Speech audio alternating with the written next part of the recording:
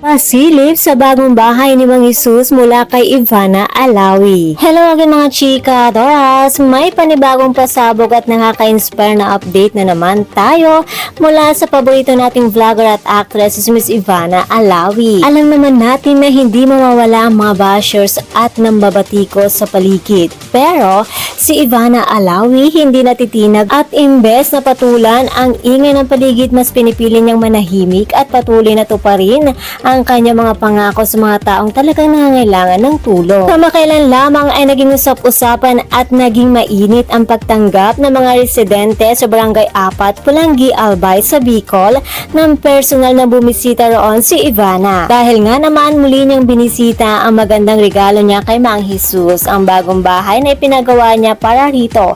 Kitang-kita sa mga pasilip na larawan at video ng mga residente roon kung gaano ka hands-on at kung gaano kasaya si Ivana habang kinakamusta si Mang Jesus at ang kanyang bagong tahanan. May mga tanim pa sa paligid at nagbigay pa ng mga alagaing hayop si Miss Ivana para kay Mang Jesus. Agaw pansin din ang napakaganda at napaka-cute na kubo. At syempre ang kanyang napaka-modernong bahay na napaka-aesthetic tignan. Naku, siguradong napakaraming puso na naman ang matatouch at mai-inspire sa kwentong ito. Kaya naman mga chika, Dora, so wag ninyong lilimutan na abangan ang buong pagbisita at kompletong kwento sa official YouTube channel ni Miss Ivana Alawi. At kung kayo naman ang tatanungin mga chika, Dora, anong masasabi nyo sa patuloy na pagtulong ni Ivana sa kabila ng mga bashers?